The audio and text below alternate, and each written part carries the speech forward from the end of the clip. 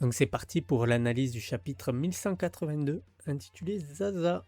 Qu'est-ce qu'on peut dire sur ce chapitre? Déjà, bon, le début. Ce qui est intéressant, c'est qu'on apprend, du coup, comme je l'avais dit pendant la réact, que Ragnir, l'écureuil Ratatosk, c'est le fruit de l'écureuil. C'est le fruit de l'écureuil de type Zoan mythique version Ratatos. Donc ça veut dire que c'est sûrement la première arme de One Piece qui a mangé un fruit. Et donc c'était déjà possible dans le passé. C'est pas quelque chose que Vegapunk a inventé, c'est quelque chose qui existait déjà. Maintenant, il y a sûrement Vegapunk s'est sûrement peut-être inspiré de ce marteau pour comprendre comment les fruits ont été le fruit a été intégré à une arme pour pouvoir le reproduire lui-même. Parce que bon, Vegapunk il est en retard. Donc tout ce qu'il fait, ça a déjà été fait. Ça qu'il faut bien comprendre. Vegapunk en fait, il n'a rien inventé. Il recrée ce qui existait déjà. Et c'est ça qui est intéressant, en fait, à comprendre. C'est un scientifique qui va faire rattraper le monde les 500 ans de retard qu'ils avaient avant. Donc il n'invente, pour l'instant, il n'invente pas vraiment, il recrée ce qui existait déjà. Ou il essaye de comprendre comment ça a été créé pour le refaire d'une autre façon. Mais du coup, on apprend aussi que Nidhogg était un traître. Ça, c'est intéressant, ça veut dire qu'ils étaient sûrement alliés et que Nidhogg a fait le choix de se rallier sûrement à Nika, donc à Joy Boy, pour l'affronter du coup il y a 800 ans et surtout du coup a mouru à ce moment-là. Pas mal d'infos intéressantes, ouais. Ouais. Après c'est plutôt subtil je trouve au niveau des informations. Donc après bon on comprend qu'ils se sont bien trouvés parce que la glace fait un choc sûrement thermique au niveau des moléculaires pour créer de la foudre. C'est le contact entre le froid et le chaud, enfin il y a plein de choses. Du coup, les chutes de température créent sûrement du magnétisme. Ok, bombe à l'éclipse. Ensuite, on en revient dans la phrase que dit Vegapunk dans une organisation géante dont la création remonte à 800 ans. Il ne serait absolument pas étonnant que des luttes de pouvoir aient engendré des ténèbres encore plus abyssales. Et ça, vraiment, vraiment, je reviens dessus, mais ça, on est vraiment dans ce que je disais pour Mu. C'est-à-dire que pour moi, Mu est une entité comme Akuba de Cavendish qui est née, qui a été créée suite à un choc psychologique subi par la personne originale qui serait Mimi. Et donc, qui aurait pris la place de Mimi parce qu'elle aurait eu un choc tellement terrible, c'est-à-dire que en gros, elle pourrait contrôler l'arme Uranus. Ils auraient utilisé Uranus pour détruire l'ancien royaume, créant le trou d'Enies Lobby. Il y a eu des milliers et des milliers de morts, et on a vu que déjà quelques morts faisait câbler Kobe à Marineford, il en pouvait plus. Il entendait les voix s'éteindre et ça le faisait chialer. Aiza, c'était pareil. Elle sur Skypia, elle en pouvait plus. Et donc, en fait, face à cet trop grand nombre de morts qu'elle aurait causé elle-même, en fait, sans vraiment le vouloir, elle aurait été sûrement manipulée. Et bien, en fait, elle aurait du coup créé une personnalité pour protéger sa propre personnalité de la souffrance qu'elle subissait. Voilà, donc ça c'est... Et donc on en revient à ça. C'était des luttes entre sûrement Immunerona et Joy Boy qui ont fait que Immunerona a rassemblé les 20 fondateurs, les 19 votes fondateurs pour affronter Nika, pour Joy Boy, pour l'affronter. Et donc se serait servi de Mimi pour utiliser Uranus contre l'ancien royaume. Et du coup, ils auraient créé cette nouvelle entité qui serait donc du coup des ténèbres encore plus abyssales. On y est vraiment. C'est juste une phrase qui paraît anodine, et en fait, ça colle à 100% à tout ce que je disais, quoi. Ensuite, on va au combat Killing Sanji. Bon, ça c'était sûr vu qu'ils sont revenus. Biblio, hâte de voir à qui ça correspond vraiment. Qui correspond Biblio. Quel monstre aurait mangé le fruit de l'hibou? Il semble avoir une espèce de cape. J'ai l'impression là que c'est une cape. Donc c'est forcément sûrement une personne. Mais après on nous a pas déjà dit son fruit. Ah oui, c'est vrai.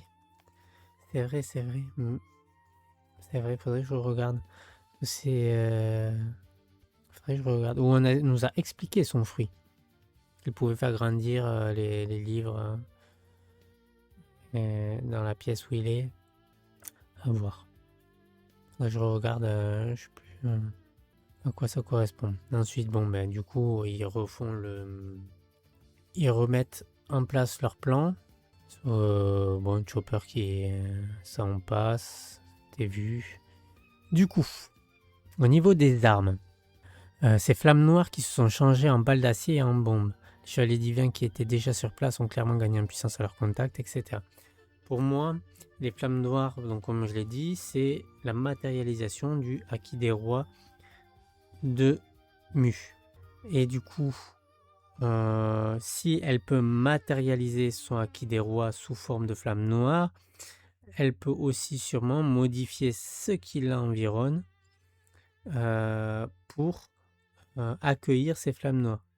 Et donc créer ces balles d'acier ou transformer son Haki des rois en balles d'acier pour les booster en fait. Voilà.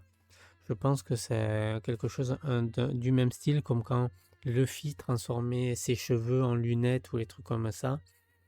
On est sur quelque chose d'à peu près similaire. Et ce qui est, du coup, serait un peu marrant, c'est que les pouvoirs d'Imu ressemblent quand même à ceux de Luffy. Luffy peut se grandir, devenir géant, Imu peut en faire de même. Luffy peut modifier des éléments de son corps pour les transformer. Imu peut en faire de même. On est sur quelque chose d'un peu similaire. Iku Ikunomi. Attends, je vais regarder ça direct. Mais bien One Piece, ok. Un hibou bibliothécaire. Géant aux yeux fatigués avec des lunettes. La majeure partie de son plumage est noire. Seule sa face et ses oreilles sont blancs. Ok. Aptitude. Ikukunomi, fille du démon de type Parmesia qui lui permet de gigantiser des objets ignorés qui pénètrent dans son territoire. Ok. Donc ça serait. Biblio serait un animal, un hibou. Mais est-ce que Biblio. Est-ce que. En fait. Est-ce que ça permet. C'est le pouvoir qu'il a ou est-ce que en fait. Son pouvoir réel c'était en fait de se transformer en hibou mythique ou. Je sais pas, à voir. Mais bon, voilà. Voilà pour le pouvoir d'Imu. Bon, ça est forcément lié aussi au cœur. Du coup, ça veut dire qu'elle injecte dans le cœur de ceux qui reçoivent la marque des abysses son Haki des rois dans leur cœur. Et ce qui permet de transformer ce cœur en fer, du coup. Gagner en puissance, c'est vrai, ces flammes noires qui sont changées en balles d'acier et en bombes. À voir, à voir. Est-ce que c'est le cœur? Elle a transformé en nouveau cœur et donc c'est Mu qui possède le cœur, un peu comme l'eau qui peut changer les cœurs, etc. Est-ce que c'est Mu qui possède le vrai cœur des chevaliers divins et que c'est un cœur fait qui des rois de Mu qui est à la place? Ou est-ce qu'elle a changé leur cœur en fer, leur attribuant les pouvoirs? À voir. Les deux sont possibles pour l'instant. Pour l'instant, les deux sont possibles. Ensuite, ok. Donc là, on en vient à Zaza. Donc du coup, la déesse de la pluie. Un monstre qui déverse des trombes d'eau sur la tête des habitants du monde d'en bas. Ça, c'est intéressant. Parce qu'en fait, ça me fait penser à Dragon. Pour moi, Dragon a le fruit du démon des typhons, donc des tempêtes. Les typhons naissent de cumulonimbus. La naissance des typhons, c'est des cumulonimbus, donc les grosses tempêtes, les plus gros amas de pluie, c'est fait par ça. Ouais, ça pourrait faire une ref à ça parce que je sais que je pense que Dragon aura peut-être une forme éveillée ressemblant à ça. Genre ce chapeau-là. Et donc, un peu comme Ener. Ener, il avait sa forme dieu de la foudre, Amaru, je crois. Je crois que c'était ça, Amaru ou Amaru. Dieu de la foudre. Et donc, pourquoi pas lié à ça. Et ça, en fait, ça, c'est hyper intéressant. Pourquoi? Parce que les fruits du démon, et pas que les Zoan, choisissent leur porteur.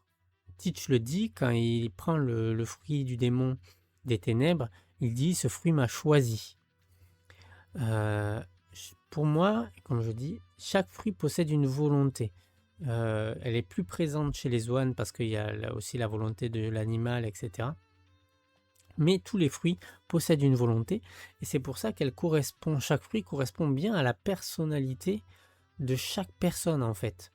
En fait, du coup, les personnes en réalité ne choisissent pas leurs fruits, ils sont choisis par les fruits parce qu'ils correspondent à la volonté du fruit. Donc si Dragon a bien vu que Dragon est opposé au gouvernement mondial, il veut leur faire peur, il veut les détruire, et que dans l'imaginaire, enfin l'imaginaire entre guillemets, parce que je pense que ce fruit du démon avait été possédé par peut-être, je pense, alors là, c'est théorique encore plus, je pense que ce fruit était possédé par comment il s'appelle? Ah mince, David E. Jones. Je pense que c'est David E. Jones qui avait ce fruit-là. Parce que le gouvernement mondial, il disait, t'as peur de qui? De David E. Jones ou de Joy Boy? Et donc en fait, vu que là ils annoncent une nouvelle peur, ils ont peur de Nika, et là maintenant ils ont peur de Dieu de la pluie. Et en fait, ça fait un rapprochement en fait, avec Joy Boy, Nika, Dieu de la pluie, David E. Jones. Surtout que David E. Jones s'est dit c'est le maître des océans, il est tombé dans les océans, etc. Enfin bref. Du coup, vu que on estime que c'est l'océan, c'est un peu la mère nature, David E. Jones devait sûrement avoir ce fruit-là. Maintenant, pourquoi il l'a fait sous forme de la déesse de la pluie? Peut-être qu'au fil du temps, vu que la pluie c'est féminin, etc.,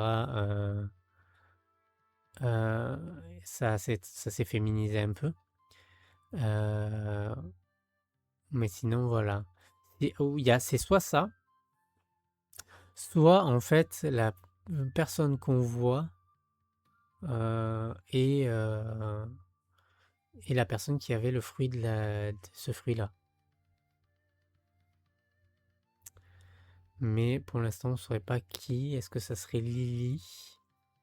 En tout cas, je pense que c'est... de toute façon, en finalité, je pense que Dragon a le fruit des typhons et que sa forme éveillée,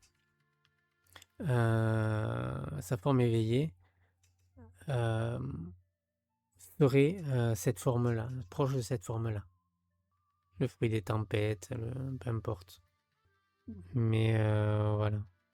c'est qu'il aurait là sa forme Zaza, comme Ener a sa forme Amaru, dieu de la foudre. Là, on aurait Zaza, déesse de la pluie.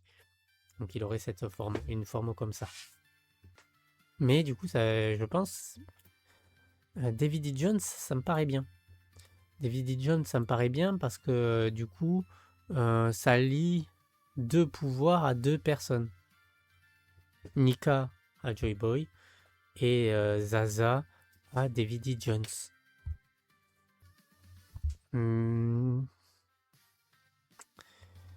Ouais. Donc du coup, là, on repart un peu au... Ce qui est intéressant et en même temps, c'est qu'on repart sur En fait, on avait l'impression que tout ça s'était réglé. Et au final, les enfants redeviennent capturés. T'as intérêt à assurer toi aussi. Est-ce qu'ils vont vraiment pouvoir assurer? Par contre, il y a un petit truc c'est l'espèce d'anneau derrière Zaza. Est-ce qui ressemble du coup à l'anneau derrière Imu? Est-ce que ça, c'est pas la forme finale de l'écharpe finalement? Parce que Imu l'a pas, elle a cette écharpe, elle a cet anneau. Est-ce que c'est pas la forme finale de quand tu as un contrôle absolu de ton fruit du démon? Ce qui voudrait dire que Luffy n'a pas un contrôle absolu, qu'il a encore il y a une dernière étape.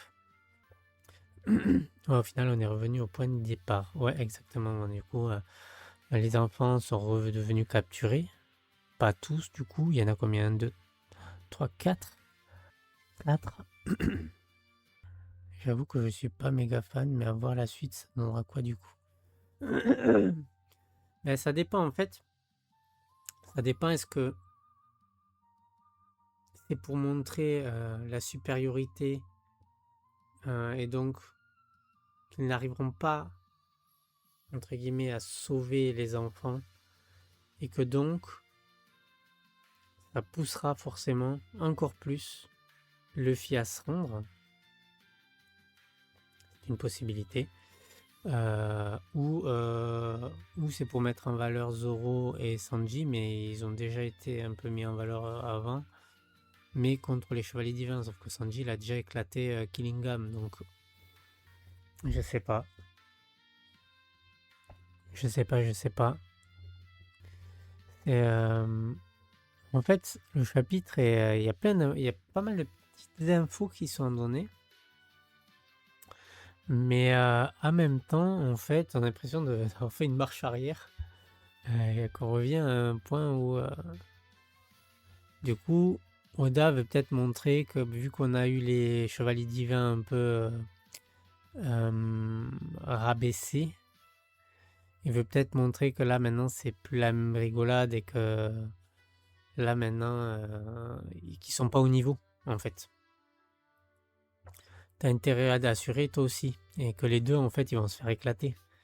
Les deux vont se faire éclater. Tout le monde va se faire éclater, tout le monde va être vaincu. Je pense que ça va être ça.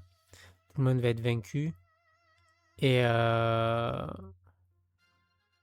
mais bon, après, si tout le monde est vaincu, l'inconvénient que ça c'est que on n'aurait pas Uranus. T'aurais pas besoin d'avoir Uranus. Le fils serait obligé de se rendre. Il se rendrait pour sauver tout le monde, pour empêcher que tout le monde soit en danger. Mais là, du coup, dans ce sens-là, t'as pas besoin.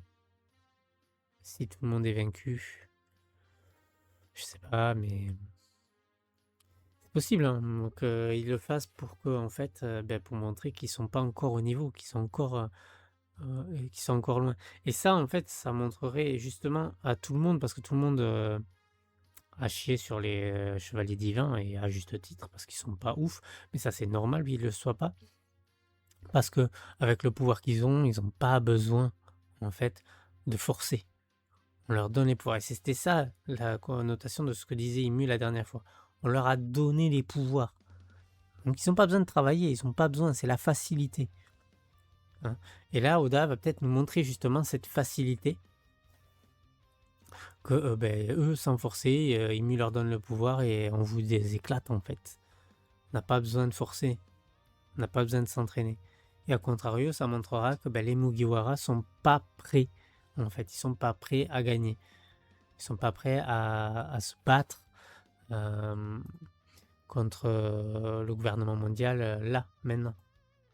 Ils le seront plus tard, mais pas maintenant. Donc voilà. Voilà. Mais ouais, la planche quand même, elle est folle, hein. Elle est magnifique, hein. L'enchaînement va être intéressant à voir. Les trois chapitres qui vont suivre vont être très intéressants à suivre. De voir, ouais, de voir ce que va faire Oda. Est-ce que il va justement, parce qu'on a vu du coup la supériorité de Mu face à Sanji et Zoro, mais voir la supériorité et donc l'application de ce que disait Mu dans le dernier chapitre, du coup sur la facilité d'accéder au pouvoir et de te le montrer derrière, moi je pense que c'est ça. Je pense que le Sanji et Zoro d'ailleurs ils le disent. Et t'as intérêt d'assurer toi aussi. Ils savent que déjà ça va être tendu. Mais je pense qu'ils vont se faire éclater. Je pense à un chapitre, le prochain chapitre, ils sont éclatés. Ou à part si il revient full sur Mu et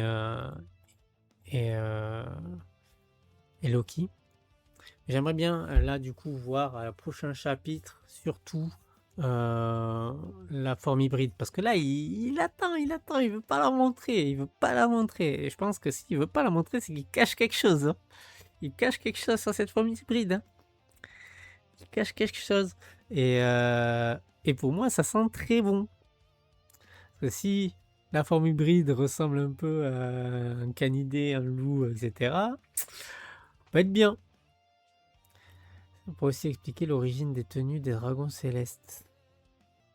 C'est-à-dire, attends, d'ailleurs, je trouve ça intéressant le fait qu'Imu n'ait pas une constitution adaptée à l'air libre. Genre, Imu, du coup, ne peut pas supporter l'atmosphère de la planète.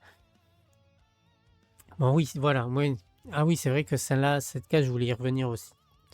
Le Seigneur Mu n'a pas la constitution adéquate pour rester à l'air libre. Je pense que ça, c'est parce qu'elle a été créée, qu'elle a été créée comme les séraphins, qu'elle était presque parfaite, mais que du coup, en fait, son point faible, c'est que sa constitution ne lui permet pas de vivre à l'air libre, en fait. Et oui, les scaphandres viendraient un peu de ça. Qu'elle a besoin de rester dans un endroit clos, pressurisé d'une certaine manière.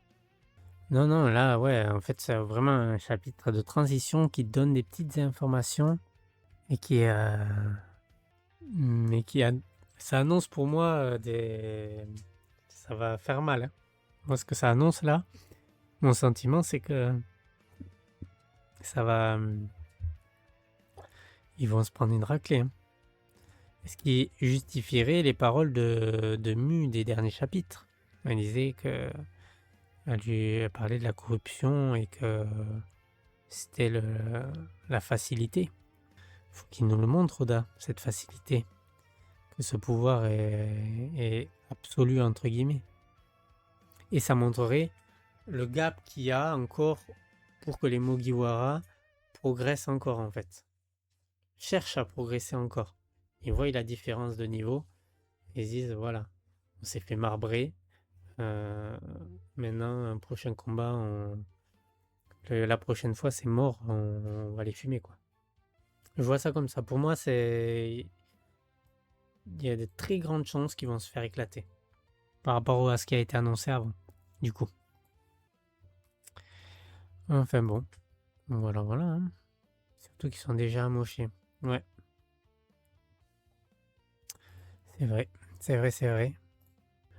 C'est vrai que ouais, ils sont amochés, mais en même temps, Summers et Killingham avaient été vaincus aussi, tu vois. Bon, vu qu'ils se régènent. Mais ils avaient déjà montré qu'ils étaient vaincants, enfin, on pouvait les vaincre, quoi. Donc, s'ils se font éclater, ça justifiera ce qu'a dit Mu avant, comme j'ai dit, et, euh, et ça montrera qu'ils sont pas encore au niveau pour ce combat-là, quoi. Parce que là, on se dit tout, enfin, la plupart des gens se disent, oui, bon, ça va, c'est bon, c'est pas ouf. Alors que ben là, s'ils te montrent derrière qu'ils se font marbrer, et ben ouais, en fait, le pouvoir de Mu, c'est trop puissant, quoi. Le pouvoir de corruption, il est trop fort. Voilà, voilà.